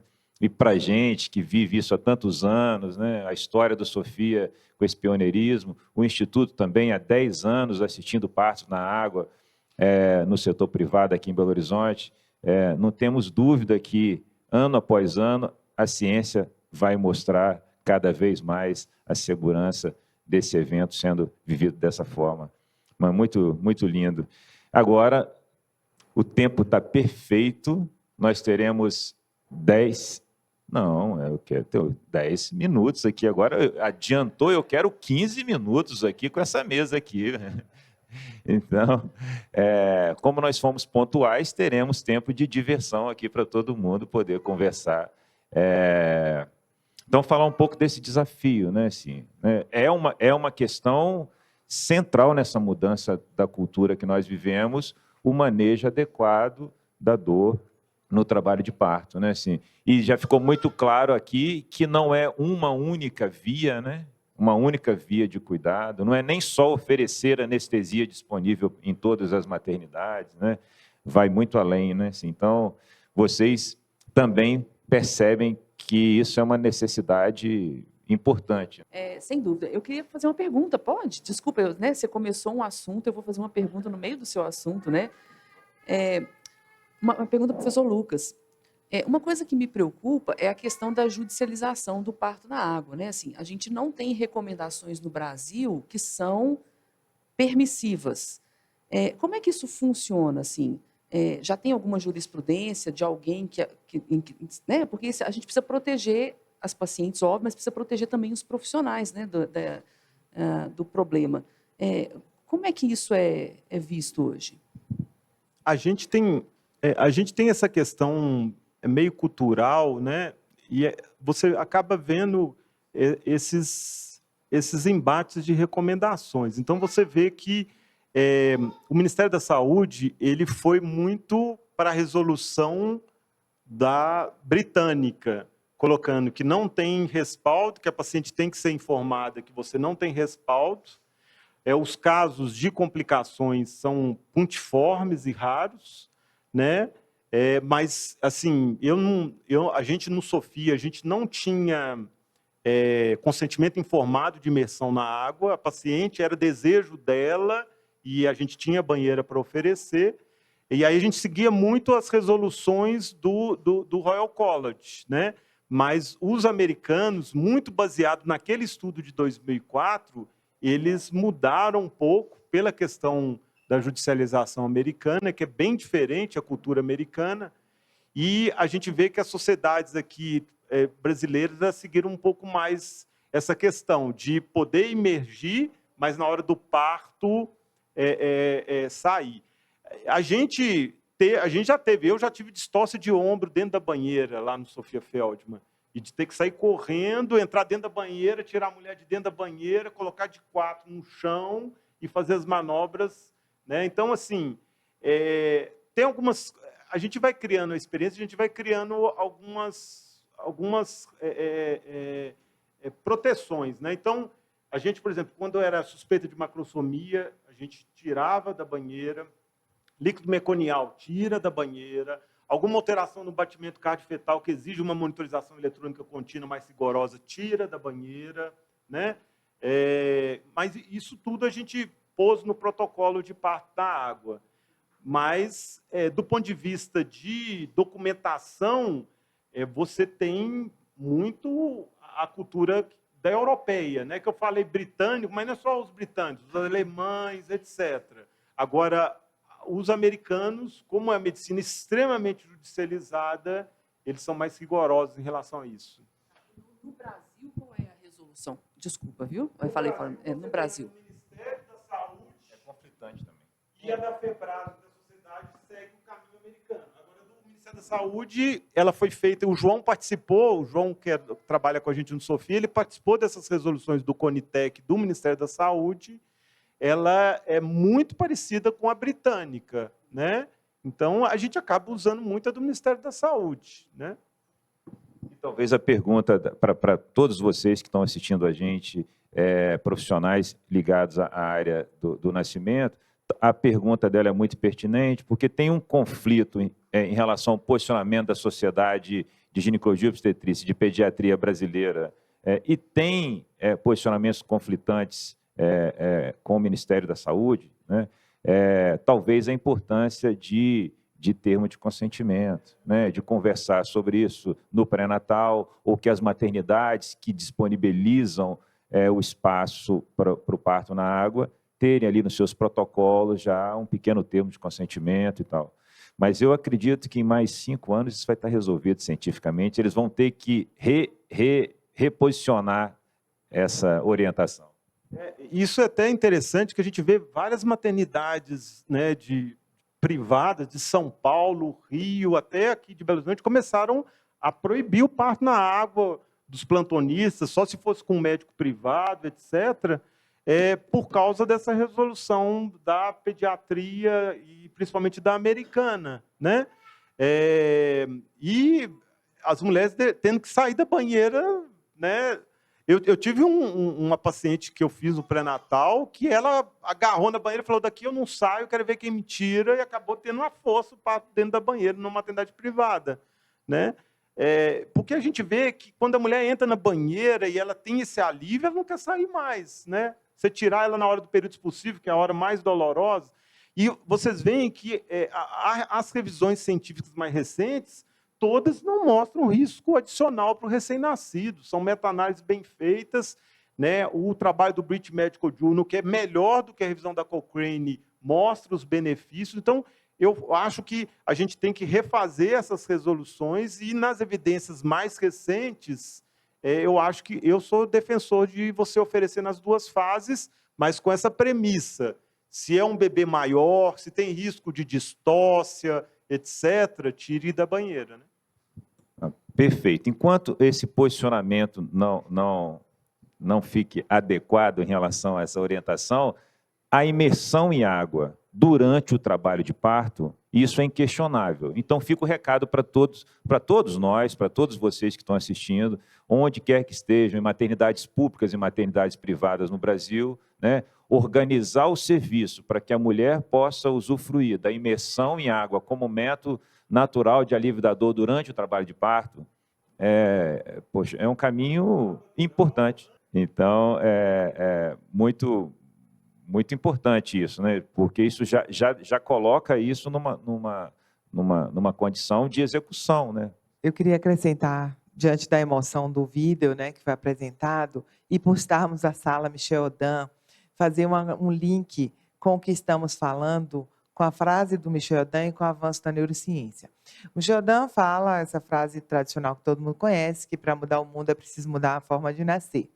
Aí nós assistimos esse nascimento lindo, absolutamente harmônico, né, bastante tranquilo, calmo, e eu me lembrei de um outro aspecto da experiência de parto, que é super importante a gente trazer, que são os estudos do Niels Bergman.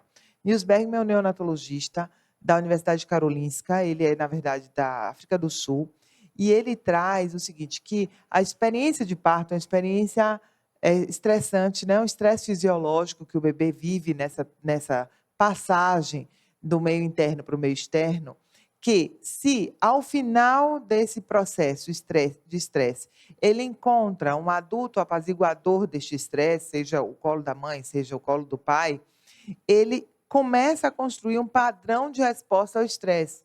Então, ou seja, frente ao estresse, eu encontro saídas, formas de me regular emocionalmente. O contrário disso é, frente ao estresse fisiológico, esse bebê ser exposto a um estresse tóxico, que seria ausência dessa mãe, o choro sem resposta, a ausência de uma regulação afetiva, térmica para esse evento. Ele vai dizer que isso produz a construção de um padrão de resposta ao estresse, que poderá ser refeito ao longo da vida. Agora, claro, se você tem um padrão para você refazer, você tem que quebrá-lo para fazê-lo de novo. Ou seja, voltamos à frase do Michel Odan: para mudar o mundo, vamos precisar mudar a forma de nascer. E que a experiência positiva de parto não é só uma coisa para que a mulher seja feliz e satisfeita com o que ela viveu, mas que pode mudar a forma de nos relacionarmos uns com os outros, a nossa responsabilidade com o planeta, a predisponibilidade a relações mais saudáveis. Então, eu queria acrescentar isso, que também tem um efeito sobre o bebê e sobre a humanidade. Perfeito. E como a agenda do simpósio é uma agenda positiva e propositiva, né? Eu gostaria de ouvir um pouco de você, né? Dessa dificuldade. Pô, já existe a tecnologia está aí, falando do manejo medicamentoso da dor, né? Como é difícil implementar, como a gente ouve história todos os dias de hospitais onde a mulher não tem direito ao manejo medicamentoso da dor, né? Assim, uma questão da própria classe, né? Da nossa classe médica, da anestesiologia, mas também dos gestores, dos políticos, de quem toma as decisões, de quem organiza o cuidado. Pô, nós estamos em 2022. Essa mulher que ganha, 2023, que ganha um bebê numa maternidade pública, ela vai de Uber. Ela chama a tecnologia aqui para pedir uma comida. E na hora do parto, ela anda de avião, ela anda de carro, né? Poxa, a tecnologia está totalmente conectada com o nosso dia a dia, e não ter algo que, para mim, é tão simples, o Brasil não garantir que a mulher tenha um manejo medicamentoso da dor, pô, isso é inadmissível, né? Então, eu queria te ouvir um pouco sobre isso, né? Que você que viveu nesse meio. Na verdade, você já falou várias explicações, né? Porque a gente já conversou muitas vezes sobre esse assunto, e isso realmente incomoda definitivamente, principalmente as pacientes, né? A gente precisa de um esforço que ele é conjunto, um esforço, primeiro, para treinar os anestesiologistas, que é algo que já está acontecendo. Eu acho que a qualidade dos profissionais jovens em relação à anestesia obstétrica melhorou absurdamente nos últimos anos. A gente precisa sensibilizar os gestores, mas eu acho que também a gente tem uma questão que ainda existe um certo medo da analgesia de parto.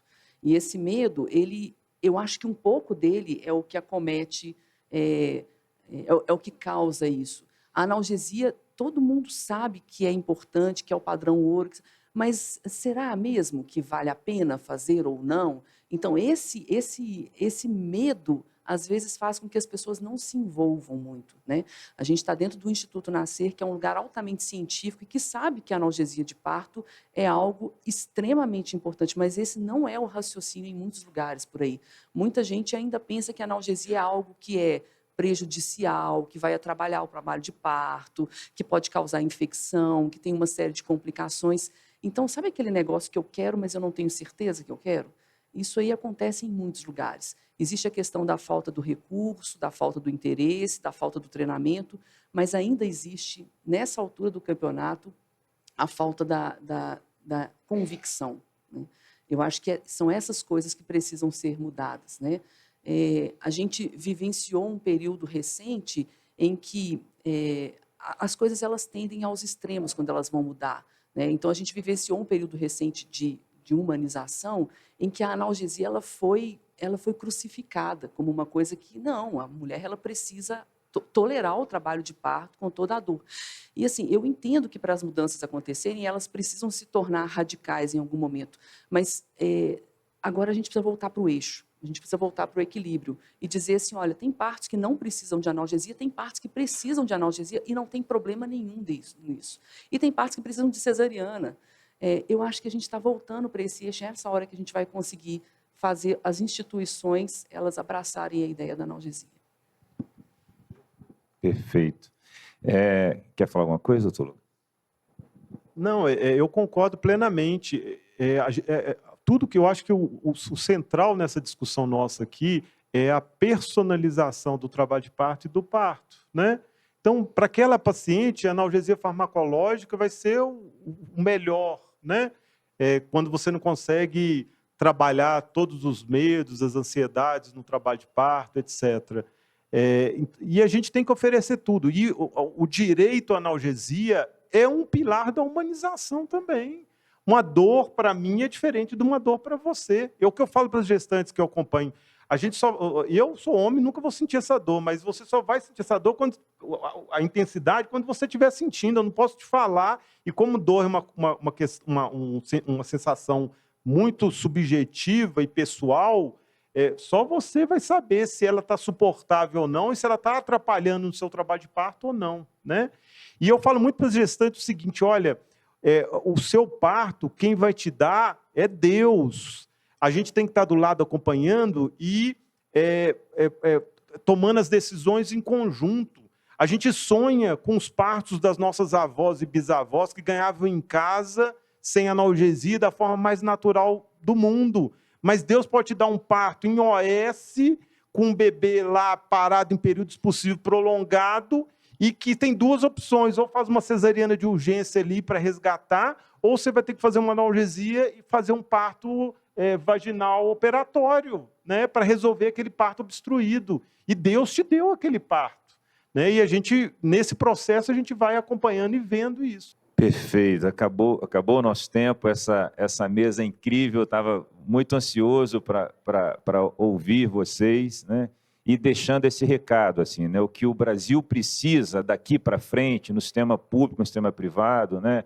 É garantir uma educação perinatal, o preparo mental, essa mudança da cultura que acontece dentro de casa, nas escolas, no nosso dia a dia, o olhar da sociedade para o parto como uma experiência positiva. Então, isso já começa... Só para incluir, eu gosto de falar demais, vocês perceberam. Mas uma coisa que eu acho um absurdo é o fisioterapeuta e o psicólogo não estar incluso na atenção pré-natal desse país. É uma vergonha o fisioterapeuta e o psicólogo não participar da equipe mínima de atenção pré-natal pública desse país, né? Perfeito, Lucas. Né? Esse caminho, então, do preparo mental, durante o trabalho de parto, a possibilidade de oferecer garantias de que a mulher tenha métodos naturais de alívio da dor, espaço, privacidade, a presença da família, o apoio das doulas durante o trabalho de parto, como um pilar importante nesse cuidado. E, obviamente, garantir também a disponibilidade para a anestesia peridural e os métodos medicamentosos. Poxa, isso passou da hora de garantir isso de forma universal para as mulheres, né? A mulher ter garantia de que ela vai ter disponível todos esses recursos de métodos naturais de alívio da dor e de métodos medicamentosos. Às vezes, nós não damos a garantia do método medicamentoso e também não temos espaço para os métodos naturais de alívio da dor. Então, o recado para o futuro, né, que nós estamos discutindo aqui, é avançar nesse sentido de oferecer de forma universal esses cuidados que foram discutidos nessa mesa aqui, inclusive a imersão em água, né? Então, temos muito trabalho para as próximas décadas. Vamos fazer um intervalo, agradeço a vocês, um intervalo de 10 minutos.